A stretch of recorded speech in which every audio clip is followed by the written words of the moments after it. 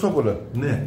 Είστε ένας από τους πιο διακεκριμένους δικηγόρους σε θέματα μετανάστευσης και στον κώδικα μετανάστευσης. Και γενικώς όμως με αυτό το δίκαιο. Ασχολείστε πολλά χρόνια, δηλαδή έχει μια πολιτική εμπειρία. Ποια είναι η τωρινή κατάσταση σχετικά με τις άδειες διαμονής, αιτήσεις και έκδοση άδειων διαμονής στην Ελλάδα? Γενικώς που βρισκόμαστε δηλαδή με το θέμα των εκδόσεων.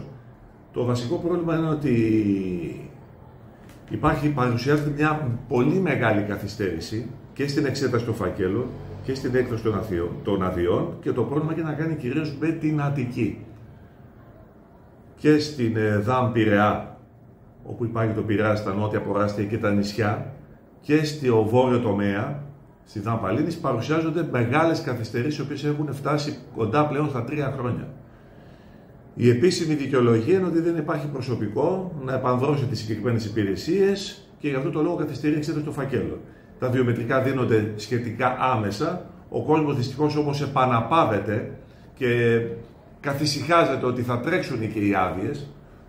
Δεν έχει καμία σχέση το μετάλλο. Μπορεί δηλαδή να προχωράνε τα βιομετρικά μόνο και μόνο για να ξεφορτώνουν οι συγκεκριμένες υπηρεσίες φακέλους, αλλά αυτό δεν σημαίνει ότι ανοίγουν οι φάκελοι. Οι φάκελοι μπορεί να ανοίξουν μετά από 1 χρόνο και 1,5 χρόνο. Σε αντίθεση με άλλες αποκεντρωμένες που σαφώς εξετάζονται πολύ πιο γρήγορα οι φάκελοι.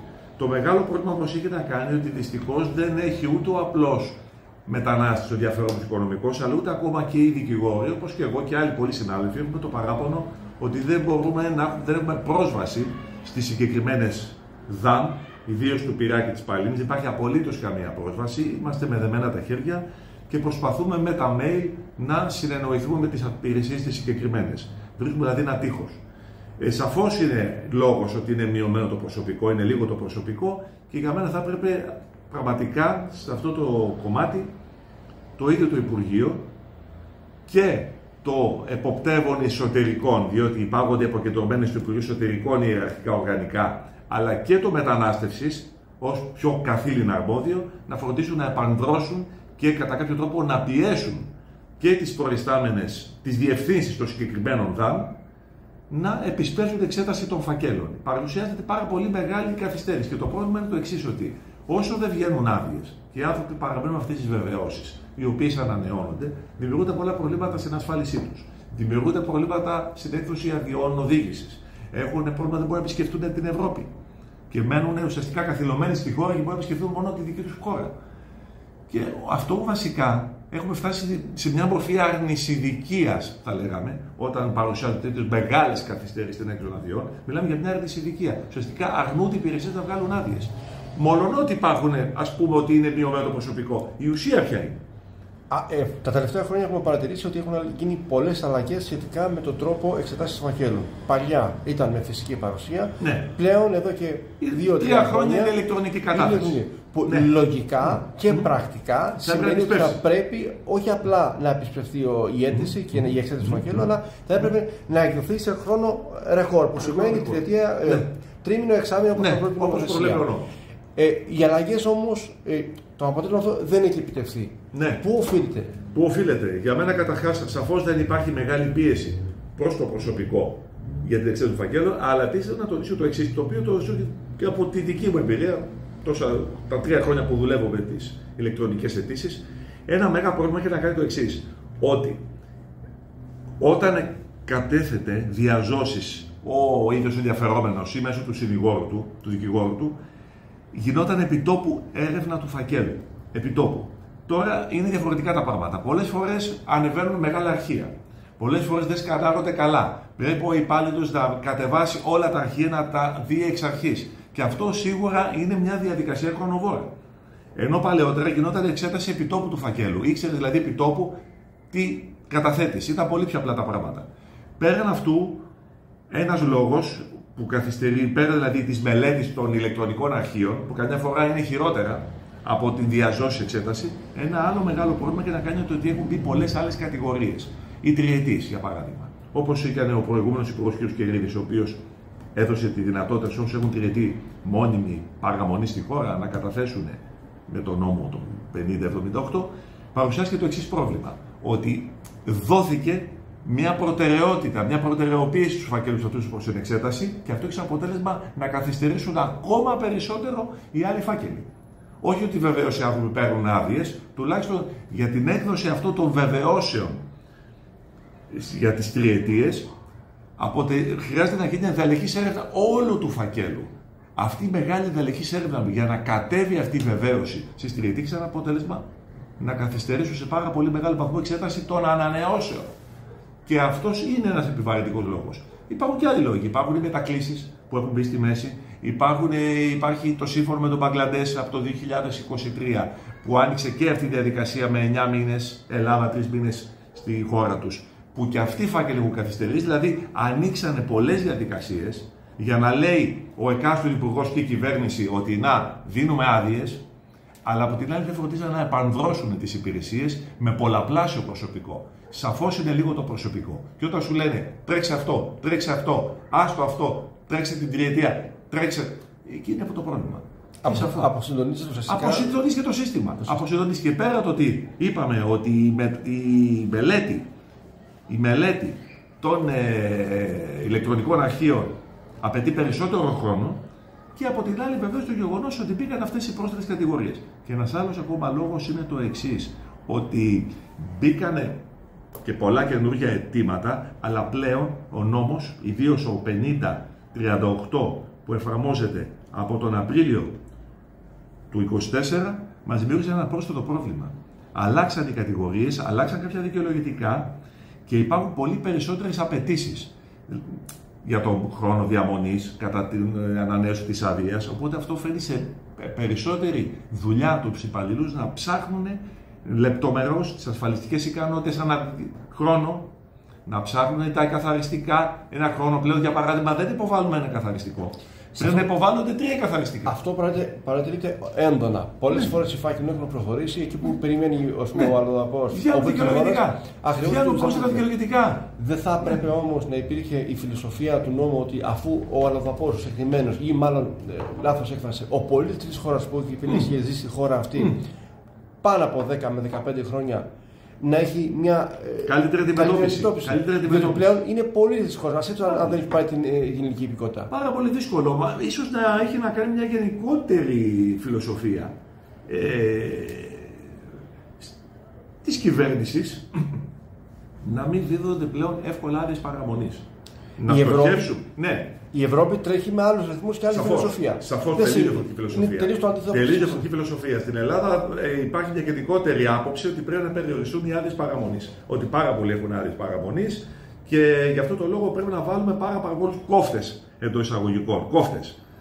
Στις ταυτότητες υπάρχει μια διαφορετική αντιμετώπιση, ιδίως για τα νέα παιδιά, αλλά έχουν μπει στις άδειες πάρα πολλοί κόφτες. Και αυτό έχει σαν αποτέλεσμα ένας φάκελος εκεί που εξεταζόταν κάποτε από ένα υπάλληλο διαζώσεις σε 10 λεπτά.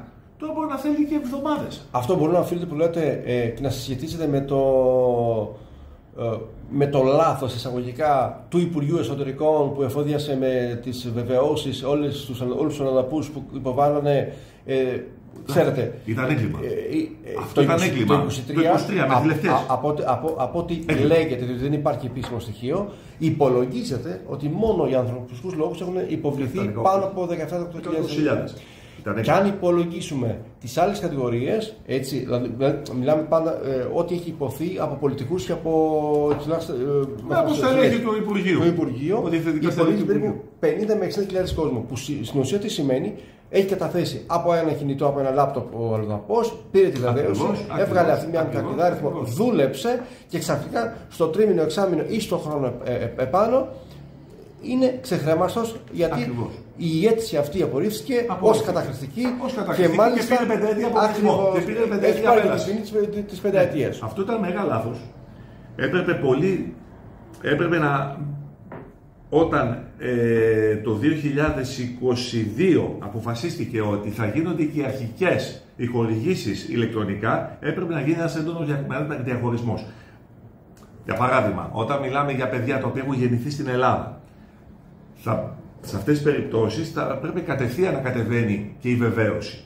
Σε όσους όμως δεν είχαν προηγούμενες άδειες καθόλου ή όντως είναι στο καθεστώς της τριετίας όπως έγινε μετά, θα έπρεπε ακριβώς να μην βγαίνει κατευθείαν η βεβαίωση. Το σύστημα θα σου δίνει ένα πρωτοκόλλο να εξετάζει το φάκελο και μετά να βγαίνει η βεβαίωση. Το λάθος ήταν, και σε αυτό έχουν μεγάλη ευθύνη εκείνοι οι οποίοι ασχολήθηκαν με το θέμα της χορήγησης των βεβαιώσεων, δεν θα έπρεπε σε καμία περίπτωση να χορηγείται στην αρχική κατάθεση βεβαίωση. Ιδίως αυτούς οι οποίοι πήγαν με ανθρωπιστικούς εργασίες, ήταν δεδομένο ότι ανοίξαν τους ασκούς Θεόλου. Ήταν δεδομένο ότι θα γινόταν αυτό το οποίο συνέβη. Εκτός, δεν θέλω να πιστεύω ότι έγινε και εμένα. Ήταν μεγάλη ευλεψία του Υπουργείου να ανοίξει τις αρχικές καταθέσεις με τη χορήγηση αυτόματα βεβαίωσης. Έπρεπε εξ αρχή να μην δίδεται. Να μπορεί ο υπάλληλος να δει τον φάκελο, να δει τι περιέχει ο φάκελος αυτός της αρχικής και μετά να χορηγήσει τη βεβαίωση. Όντως, αλλά αυτό όμως, αν το πάρουμε πρακτικά, μήπως οφείλεται ότι οι αιτήσεις είναι πολύ λιγοστές και οι περισσότεροι δεν πληρούν τις προϋποθέσεις λόγω του νοικοκυριού. Άρα λοιπόν αυτό μπορεί να βοηθήσει να μειώνει τον όγκο των αιτήσεων. Για την πολιτογράφηση. Η πολιτογράφηση σαφώς είναι ο μειωμένος όγκος. Βέβαια, οι εξετάσεις αποδίδουν. Όπως φαίνεται, οι εξετάσεις αποδίδουν. Περίπου οι μισοί από όσους εξετάζονται περνάνε επιτυχώς εξετάσεις. Το πρόβλημα βέβαια έχει να κάνει μετά με τα εισοδηματικά κριτήρια. Το οποίο και εδώ βεβαίως το έχουμε συζητήσει και άλλες φορές και με συναδέλφους το έχουμε συζητήσει, ότι ήταν λάθος από το Υπουργείο να εντάξει στο νέο νόμο όλους τους μετανάστες, τους οικονομικούς που είχαν υποβάλει αίτηση πολιτογράφησης και πριν από τον νόμο. Διότι όπως και να το κάνουμε, ο νόμος του 2021 που ψηφίστηκε και εφαρμόζεται πλέον για την πολιτογράφηση, για τις εξετάσεις και τα εισοδηματικά κριτήρια, είναι ένας δυσμενέστερος από την νόμος, διότι πλέον απαιτεί συγκεκριμένα εισοδηματικά κριτήρια. Πάρα πολλοί οι οποίοι κατέθεσαν φακέλους το 2014, το 2015, το 2016, ενετάχθησαν στο νόμο αυτό, το 2021, και ουσιαστικά βρέθηκα εξαπίνης να μην πληρούνται οι προϋποθέσεις. Δηλαδή, όταν για παράδειγμα κατεβαίνεις με τον νόμο του 2014, το ισχύει τότε καθεστώς, υποβάλλεις τις φορολογικές σου δηλώσεις, τα καθαριστικά σου, του 2015, του 2017, τα ξεφτικά σου λένε το 2021, θα έπρεπε να έχεις συγκεκριμένα ποσά, εισοδηματικά κριτήρια, δεν μπορείς αυτά να τα επιβάλλεις αναδρομικά, να δώσει αναδρομική ισχύ. Οπότε πάρα πολλοί αλλοδαποί μπορεί να πέρασαν επιτυχώς εξετάσεις και βρέθηκαν μετά εκτός προαπρόπτου να μην μπορούν από εκεί πέρα να προχωρήσει η αίτησή τους και να απορρίπτονται. Και να πρέπει μετά να χτίσουν, να φροντίσουν να φτιάξουν τα εισοδήματά τους. Είναι σωστό αυτό με τα εισοδήματα, ότι πρέπει να τα πληρείς. Απόλυτα σωστό, αλλά θα πρέπει να λειτουργήσει που λέμε εξ νουγκ νομικά. Εφ' εξής. Και όχι να έχει αναδρομική ισχύ. Διότι πάρα πολλοί οι οποίοι βάλαν φακέλους το 2014, το 2015, το 2016 έπεσαν στην παγίδα του νέου νόμου και δυστυχώς αναδρομικά δεν μπορεί να κάνει απολύτως τίποτα. Ίσως είναι η λιγότερη πολιτική. Εγώ εκεί το καταλαβαίνω. Ότι δεν θα είμαστε λίγο φίδωλοι στην έκδοση ταυτοτήτων και ας πρημοδοτήσουμε τα νέα παιδιά που γεννήθηκαν στην Ελλάδα ή που μεγάλωσαν στην Ελλάδα και πάνε μέσω του νόμου της ηθαγένειας. Αυτός είναι. Θεωρώ και αυτό το λόγο έγινε και αυτός ο νόμος. Μάλιστα. Και από μια κυβέρνηση η οποία ίσως βλέπει λίγο πιο συντηρητικά το θέμα της μετανάστευσης από ό,τι το έβλεπα κάποιες προηγούμενες κυβερνήσεις. Να οφείλεται σε αυτό. Θέλω να σας ευχαριστήσω για την υποστήριξη σας. Τελευταία ερώτηση. Βλέπετε με όλα αυτά που είπατε, αυτή την εμπειρία της αυτά τα χρόνια. Αυτά τα χρόνια που είναι 35 χρόνια. Έτσι. Πλέον είμαστε 35 χρόνια μετανάστες στην Ελλάδα. Από εξαγωγική. Έτσι, σε εισαγωγική. Άρα λοιπόν, βλέπετε ότι η κυβέρνηση ή το πολίτευμα στην Ελλάδα, γενικώς η πολιτική και οι πολιτικοί να έχουν την θέληση ώστε όλη αυτή την εμπειρία, την θετική και την αρνητική, να το μετατρέψουν σε κάτι καλό, ώστε να μπορέσουν να το για τους οικονομικούς μετανάστες. Θέλω να πιστεύω πως σε μεγάλο βαθμό κάποιοι θέλουν. Η ερώτηση πάτε στο εξής. Πρακτικά, αν υπολογίσουμε ότι τη τελευταία διετρία ξεκινήσαμε με επίσημα στατιστικά από την κυβέρνηση, χρειαζόμασταν 150.000 εργατικά χέρια από τρίτες χώρες.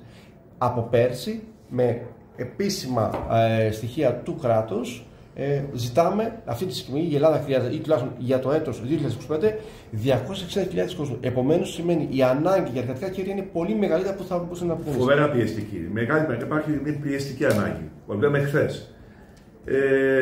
Εδώ το πρόβλημα έχει να κάνει και με τη φιλοσοφία της κυβέρνησης και με το γεγονός ότι ακόμα δεν υπάρχει μια αγαστή συνεργασία μεταξύ των Υπουργείων. Δηλαδή, το Υπουργείο Εργασίας, το Υπουργείο Αγροτικής Ανάπτυξης, το Υπουργείο Μετανάστευσης και Ασύλου μπορεί να είναι σε μια κατεύθυνση να χορηγηθούν άδειες. Υπάρχει μεγάλο πρόβλημα το Υπουργείο Εξωτερικών.